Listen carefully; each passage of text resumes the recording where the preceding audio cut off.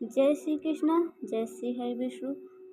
दोस्तों, आज मैं देवउठनी एकादशी व्रत का कथा आरंभ करने जा रही हूँ। दोस्तों, अगर आप सभी को परेशानी ना हो तो ये कथा आप लोग पूरी जरूर सुनिएगा श्रद्धा भक्ति से। कहा जाता है कि कथा सुनने से हमारे जो भी मनोकामनाएं होती हैं वो पूरी होती हैं श्री हरि विष्णु की कृपा से। तो चलिए वीडियो को शुरू करते हैं।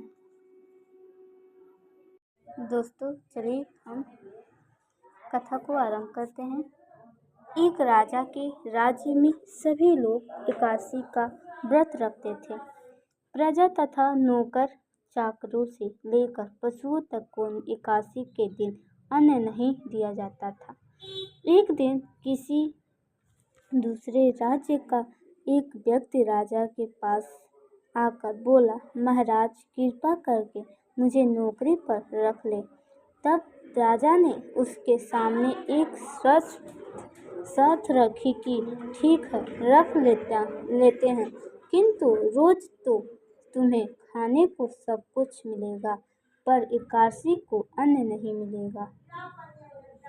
उस व्यक्ति ने उस समय हाँ कर ली, पर एकादशी के दिन जब उसे फलाहार का सामान दिया गया तो वह राजा के सामने जाकर गिड़गिड़ाने लगा, महाराज इससे मेरा पेट नहीं भरेगा, मैं भूखा ही मर जाऊंगा, मुझे अन्न दे दो। राजा ने उसे शर्त की बात याद दिलाई, पर वह अन्न छोड़ने को राजी नहीं हुआ। तब राजा ने उसे आटा, दाल, चावल आदि दिए। वह नित्य की तरह नदी पर पहुंचा और स्नान कर भोजन पकाने लगा। जब भोजन बन गया तो वह भगवान को बुलाने लगा, आओ भगवान, भोजन तैयार है।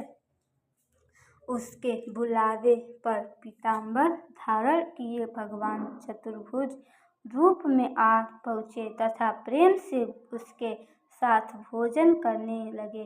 भोजनादि करके भगवान ध्यान हो गए तथा वह अपने काम पर चला गया। 15 दिन बाद अगली एकादशी को वह राजा से कहने लगा कि महाराज मुझे दुगुना सामान दीजिए। उस दिन तो मैं भूखा ही रह गया।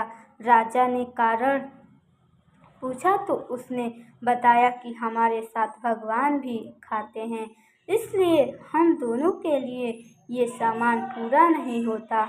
यह सुनकर राजा को बड़ा आश्चर्य हुआ। वह बोला, मैं नहीं मान सकता कि भगवान तुम्हारे साथ खाते हैं। मैं तो इतना व्रत रखता हूँ, पूजा करता हूँ, पर भगवान ने मुझे कभी दर्शन नहीं दिए। राजा की बात सुनकर वह बोला, महाराज यदि विश्वास नहीं है न हो तो साथ चलकर देख ले। राजा एक पेड़ के पीछे छिपकर बैठ गया। उस व्यक्ति ने भोजन बनाया तथा भगवान को शाम तक पुकारता रहा, परंतु भगवान न आए। अंत में उसने कहा, हे भगवान, यदि आप नहीं आए तो मैं नदी में कूदकर प्राण त्याग दूंगा। लेकिन भगवान नहीं आए। तब वह प्राण त्यागने के उद्देश्य से नदी की तरफ बढ़ा।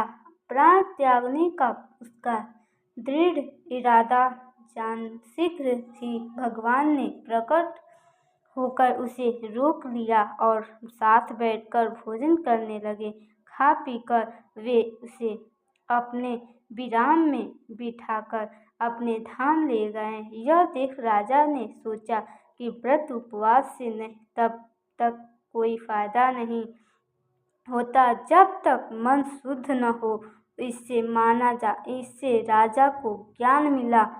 वह भी मन से व्रत उपवास करने लगा और अंत में स्वर्ग को प्राप्त हुआ। एक बार बोलिए श्री हरि विष्णु भगवान की जय। एक बार प्रेम से बोलिए देवउठनी एकादशी की जय। दोस्तों, ये हमारी आज की कथा कैसी लगी आप लोग कमेंट में ज़रूर बताइएगा। तो मिलते हैं एक नए वीडियो में, तब तक के लिए धन्यवाद। Bye bye.